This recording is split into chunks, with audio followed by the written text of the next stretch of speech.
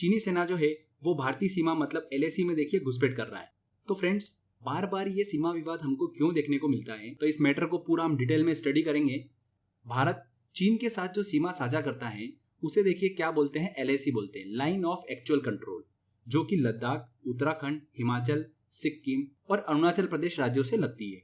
ठीक है, ये LAC जो है कब बनी और क्यों बनी, इसके पीछे की कहानी देखिए हमको डिटेल में समझना पड़ेगी। LAC की देखिए अभी तक प्रॉपर मार्किंग हुई नहीं है, इसलिए बार बार सीमा विवाद जो है हमको देखने को मिलता है। भारत बोलता है कि अक्साई चीन का हिस्सा मेरा है और चीन अपना दावा पेश करता है। तो इस पूरी स्टोरी को हमको समझना पड़ेगा। फ्रेंड्स, पूरी सिचुएशन को समझने के लिए मैं थोड़ा सा आपको पास्ट में ले चलता हूँ, जिससे कि आपका कोई भी डाउट जो है इस टॉपिक को लेकर नहीं रहना चाहिए। हम डिस्कस करने वाले हैं दक्षिण चीन सागर विवाद के बारे में। दक्षिण चीन सागर का ये जो विवाद है, ये चीन और उसके जो समुद्री पड़ोसी देश है उनके बीच बहुत ज़्यादा सुर्खियों में रहता है। तो फ्रेंड्स, इस वीडियो को ध्यान से देखिएगा। तो आइए सबसे पहले हम जान लेते हैं कि विश्व मानचित्र पर दक्षिण चीन सागर कहाँ स्थित है। तो जैसा कि आप सभी को पता होगा, विश्व में 3 महत्वपूर्ण महासागर हैं।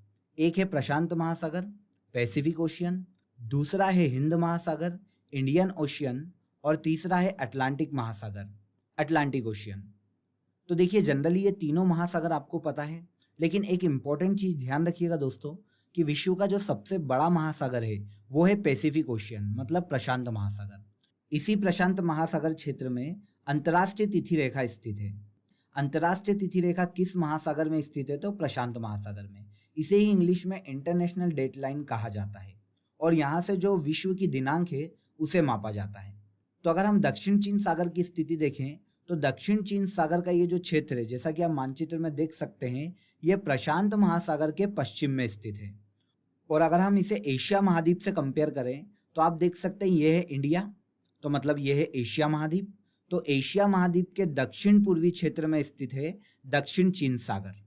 आगे देखिए दोस्तों, तो हम जानते हैं कि आखिर विवाद का कारण क्या है, इस क्षेत्र को लेकर क्यों बार बार विवाद होता रहता है। तो दोस्तों, हाल ही में चीन की जो गवर्नमेंट है उसके द्वारा दक्षिण चीन सागर के इस क्षेत्र में एक बड़े पैमाने पर सैन्य अभ्यास का आयोजन किया गया है, और साथ ही चीन की गवर्नमेंट ने यहाँ पर अपनी एक सैन्य टुकड़ी को भी तैनात कर दिया है, ताकि इस क्षेत्र में किसी भी देश को घुसने से रोका जा सके। तो फ्रेंड्स, हम कह सकते हैं कि इस क्षेत्र पर चीन ने अवैध कब्जा किया है। इसीलिए देखिए, जो अमेरिका है उसने भी इस क्षेत्र में अपने फाइटर प्लेनों को तैनात कर दिया था, ताकि इस क्षेत्र को चीन के चंगुल में जाने से बचाया जा सके। इसीलिए चीन और अमेरिका के बीच भी इस क्षेत्र को लेकर टकराव की स्थिति निर्मित हो गई थी। तो चलिए फ्रेंड्स, जान लेते हैं कि दक्षिण चीन सागर का इतना ज़्यादा महत्व क्यों है और क्यों चीन इस क्षेत्र पर अपना अवैध कब्जा करना चाहता है, अर्थात इसकी इम्पोर्टेंस क्या है। तो देखिए दोस्तों, दक्षिण चीन सागर का ये जो क्षेत्र है ये दुनिया के सबसे व्यस्त जलमार्गों में गिना जाता है। एक अंतर्राष्ट्रीय रिपोर्ट के अनुसार विश्व में लगभग 3 लाख अरब रुपए का अंतर्राष्ट्रीय व्यापार हर साल इस क्षेत्र से होकर गुजरता है। तो ये तो थी पहली चीज़। दूसरी देखिए, दक्षिण चीन सागर में बहुत सारे छोटे मोटे द्वीप स्थित हैं। इनमें से जो 2 महत्वपूर्ण द्वीप है वो है स्पार्टली द्वीप और पार्सल द्वीप। ये दोनों ही द्वीप कच्चे तेल और प्राकृतिक गैस के भंडार हैं, इसीलिए भी चीन इन क्षेत्रों पर अपना कब्जा करना चाहता है। आगे देखिए फ्रेंड्स, ये जो दक्षिण चीन सागर का क्षेत्र है, इस क्षेत्र के अंदर 11 अरब बैरल प्राकृतिक गैस और तेल के भंडार मौजूद हैं। इसके अलावा जो समुद्री रास्ते से कच्चे तेल का व्यापार होता है उसका 30% व्यापार दक्षिण चीन सागर से होकर गुजरता है। क्लियर है? तो आप यहाँ पर समझ गए होंगे कि इस क्षेत्र का कितना ज़्यादा महत्व है।